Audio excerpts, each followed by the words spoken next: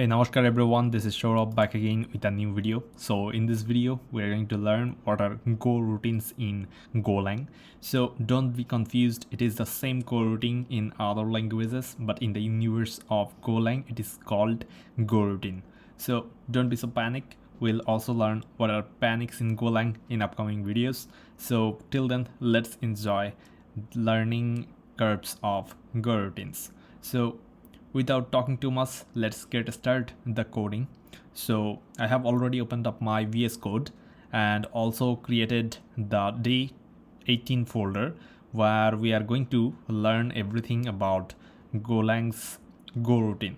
So I assume you already know what we are need to do for creating a Golang project. We just need to execute the following code, which is go mod init followed by the name of the project you want to give it. So let's call it as go dot.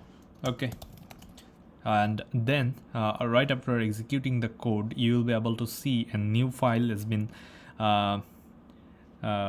placed in our directory where we need to create another file called main.go. Inside this file, we need to declare a package main, and then we need to make a function called main. So initially, to learn what are coroutines Goroutines in Golang, we are going to start with simple example. Then we will learn how to execute in real life and solve it using for anticipating real life problems. So first of all, let's make a function where, okay, let's not make another function first. First of all, we need to see that the blocking thing in Golang. For that, let's create a for loop in Golang. If you don't know what are for loops, then I have already made a dedicated video on loops of Golang. You can see that video and come here after watching that video. Otherwise, it will be a little bit hard for you because I'm not going to explain too much here. So this is I, which is a new variable. Initially it's 0. Then followed by that, we have a statement which is this loop should be run until the I is less than count. Okay, so what are count? Let's say it's 8. Okay, I is less than 8, but for each loop the I will be increment by 1. This is the syntactic sugar of incrementing the value of I for each loops. Okay, you can also do like this, +1. Sorry for my background noises. And we can always use this here. And the dogs are barking out there. Okay, so I hope you are just going to ignore it. I don't want to retake this video because it's been a long time I didn't record. So yeah, that's it. And then let's print it out, fmt.print ln, and it's going to be I. So let's see how it's working.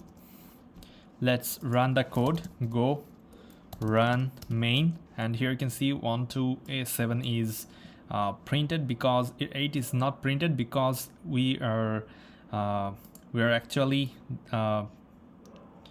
use that condition that the I should be this loop should be run until the value of I is less than 8. Okay, not equal to, but less than 8. But if you did this, it should be touch the 8. Here you can see it means the I should be less than or equal to 8. Okay, now let's have a look here. Let's create a function, and this function should be fmt, not like that, print. Let's make it print, and it will take something called a value, and this value is going to take an integer and nothing else. It's just going to print it out. So that's why I named that function as print. So let's print it out, and in this thing, let's have a look. We will run this in Goroutine, how you can run, just print out the function here. Not like that, not like that. It should be for let's go, my bad, go, it's an anonymous function, go, oops, my bad, go, and it's just going to, my bad, we will also find out this. Let's paste it here, and it should be called here, and then we need to run this print function here. That's it. But in this case, you will see that this won't work. Okay, so let's do a little bit something more useful here. No, it's not gonna work. Let's make it simple. So now you will be able to see here that fmt.println in Go, and here is outgo,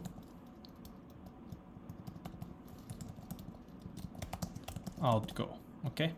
So now if you run this, you'll be able to see go run main. It's not running this code because this is actually running background of the code, so we need to wait for this to complete. Okay, so to do that, we can always use we can import a package called time. It's not automatically, it might not import it automatically in your case, but in my case it did. But if it didn't work for you, you need to manually type it and import it here, okay, in the package. So then after importing it and calling that package, you'll be able to see something called time.sleep. It will wait for a certain time that you want to give, so it's expecting a d value, which is time, and we'll wait for a second. This is actually 1 second, so we're gonna multiply it by 3, so it will wait for 3 seconds, so it will run, and the background jobs we can also see it. Okay, here you can see that it's simultaneously run here. Here you can see this is it.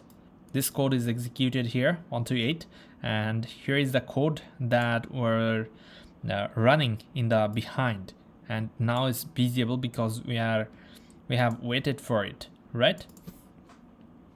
So how we can do it in another way? So how we can make a normal function, convert a normal function into a Goroutine? Just add a go before that function, before calling that function. That's it. But what are the pros of it, right? Let's assume we are making a function that's going to handle our login user credentials, email and password. If they're okay, then it will send a one-time password, and we know that servers are really hard to predict because we need some SMTP servers like Gmail. So you need to call some external APIs from where you will be able to send that OTP code to the user. But in this case, you can see that after logging in, for sometimes later, the OTP codes are actually receiving or being sent to your email address. So if we wait to complete the sending email process, it will be so long that the user may run away from our application. So we don't want that. To anticipate this, we can use coroutines, which can be run and send the process in the background of our application, or it can be also useful in certain cases. Let's have an example, real life example. So we will learn a lot of things. Let's remove these things and remove it. We may need them later. So let's create a function called login. Okay, it will be simple passwordless login, so it will accept email only. That email should be a type of a string, and this should return something like this. So it's a type login response, which is extract. If you don't know what are extracts, then I would highly recommend you to watch that dedicated video placed in my channel on struct in Golang. So here it will take a message which is type of a string and nothing else. Then we will also create a error extract. Error, sorry for the background noises. Error response, and it should be named as the field should be named as error message. Okay, and as we know how to create custom errors, then we just need to create a method over it. So error response, error response, and it will take error response as type, and it actually need to name a method called error, and it will return that error itself. How? Just declare the return type of this method as errors itself. So in return, it should return the ER. This is a pointer to it. Okay. Now, if you also don't know what are pointers and references, then I have also a dedicated video on it. You can, if you want, you can watch that video too. So now we are actually mimicking a login function for it's going to be a passwordless login system which will send us a OTP code, and we can use it to log in, right? But that OTP code, the process of sending that OTP code will actually take some time, at least 4 seconds, actually in theoretically and practically as well. But in this case, we are going to create it manually by yourself. We will make a timer to wait, delay that process, okay, so that we can learn what are Golangs. So let's come here, and if, let's say, if the email is equal to empty string, that means user didn't place an email address and press that login button. So it should return something, but what it should return? It should return a login response in success. This function should return as success, or in case of any errors, it will return the custom error response. That's it. But in this case, as user didn't place any email address, so it will return as, and we can actually, obviously, we should return pointers to it so that we can also pass nils. The first one should be nil as it's not successful, but the second one should be populated with that type of error response. So error response, and here the error message, email field is required. Yeah, that's it. And then we'll also see that if, okay, let's not make it so difficult. So Otherwise, any type of email, it will receive the OTP code. Okay, so otherwise it will return the login response if it has any email address, and it will return a message called use your OTP code, that OTP code to login, to OTP code as password. Okay, let's send this message to the front end. Okay, and the second thing should be nil. Yeah, this is the error. Okay, this is the error, should be nil. This error, and in this case the login response was nil. Okay, so this is successful success,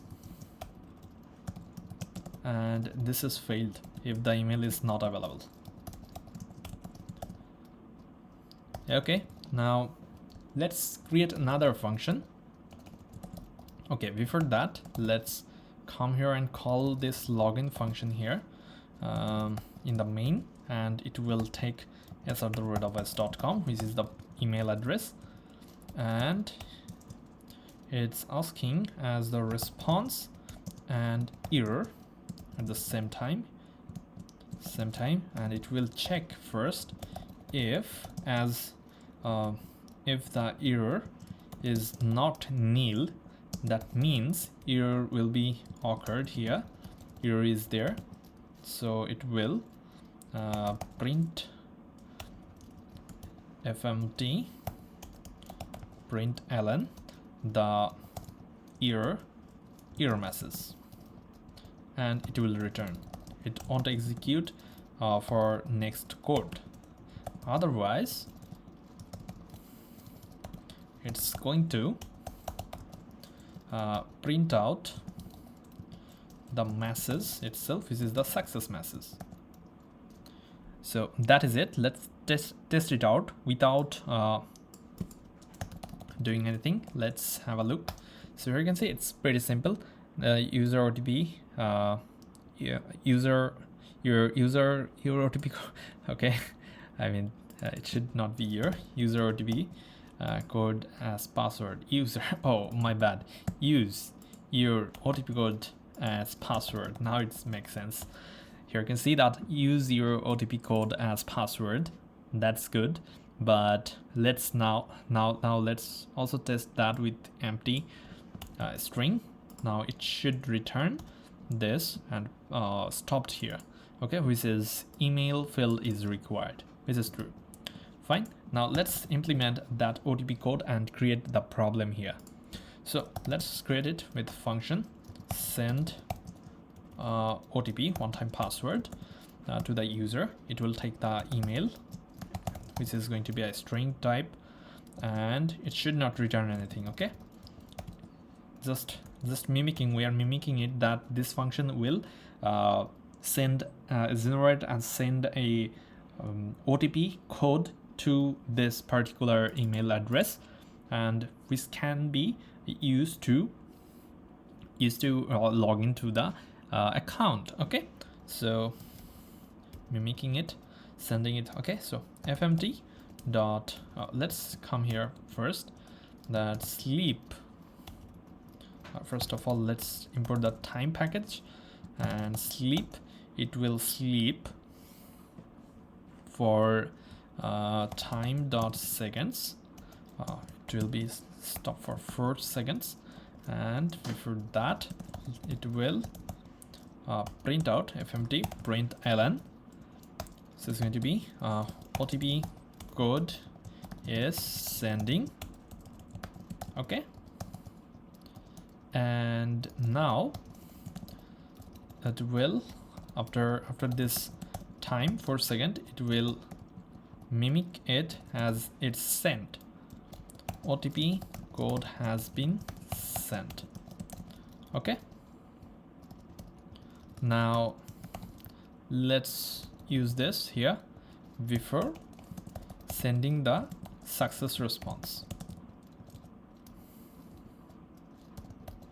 and pass that email address as here, which it was already expecting to.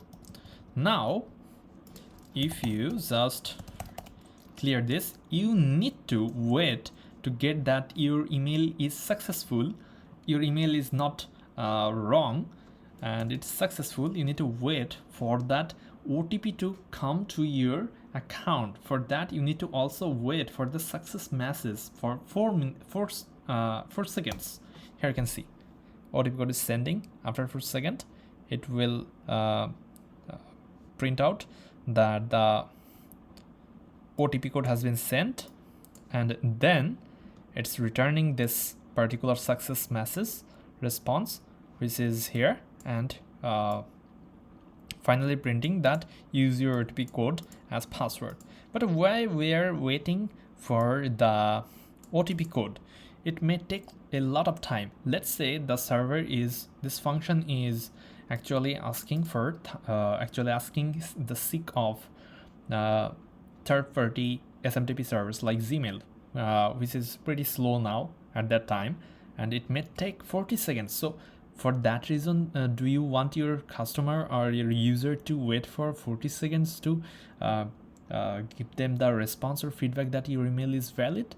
Obviously not. That's the first thing. Your customer will go run away from your website. Okay, so to handle this we can use Goroutines. So as I have already told you that to make a function as Goroutine, just add go before that function. Here you can see, or you can also convert it like this: go an anonymous function, and here we are calling it here, and then it should be also named as function, and here we need to send OTP email. The both are the same things, okay, but in this case we can use this. This is also going to do the same, okay. It's completely up to you, but in this case I found it more promising here. So now you won't be able to see that OTP code has been sent and OTP is sending, and you will just going to see that use your OTP code as password once it's valid.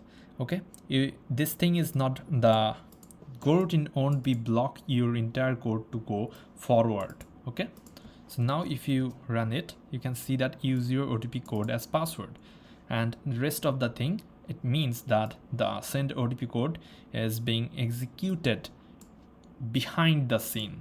Okay, behind the scene, your application don't need to wait for its response. Okay, but if you want, you can also implement it to wait for its response using wait groups, which we will learn in the next chapters or next videos.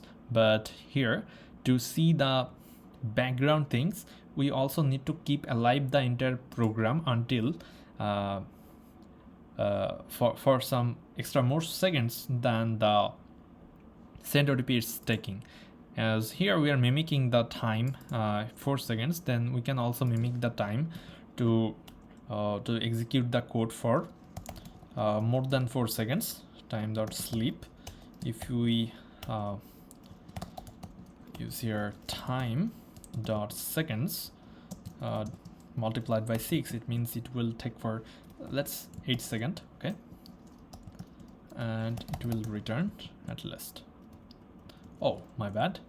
It should not do like this. Not here. It should not be here because it's the handler function. We need to keep that main function sleep or run more than that mimicked OTP sent time seconds. Okay, so time.sleep time.seconds should be 8. So this entire main code, after, although it's been executed, it will not sleep. I mean, this code is not going to dead until this until 8 second completed. Okay, so and the OTP, send OTP code is going to be sleep for 4 seconds. So okay, now you can see that just for the reference, I'm going to show you that this is the behavior which the OTP code is sending, then it's waiting for code to send. OTP code has been sent, and then right after sending that, making sure that OTP code has been sent, then we are getting after 4 seconds we are getting the message that use your OTP code as password. Okay, so now if we run this, we will see that we are not going to stopped or dependent on OTP code sent completion. Okay, now if you run it, here we can see OTP code is sending, use your OTP code as password. So message has been actually sent to us that use your OTP code as password. And then after the here this thing is not actually blocking us, so we can also see as we have increased the lifetime of our main function to 8 seconds. Now we can see that the go function is working behind us. Now it's visible to us. Okay, and then we can see that OTP code has been sent. So I hope you understand that the Goroutines can be used where we don't need to block ourselves on a dependent function. Okay, we can also run two functions simultaneously, concurrently in Golang using Go runtime, which is also possible here by using wait groups and such things, but we will learn it later. So that was it for today. I hope you understand the importance of Goroutines in the universe of Golang. And sorry for some problems, background noises in this video, but I hope it really makes sense. You should try this out to get a better understanding, and obviously you should also head over to the official documentation of Golang on the topic of Goroutines. So yeah, if you like this video, do share this video with your friends, and make sure to subscribe this YouTube channel and like this video. That's it. If you have any problems or issues, or if you want to know anything, just feel free to comment it down below. I will try to reach you out there. Thank you. Good night. Namaskar.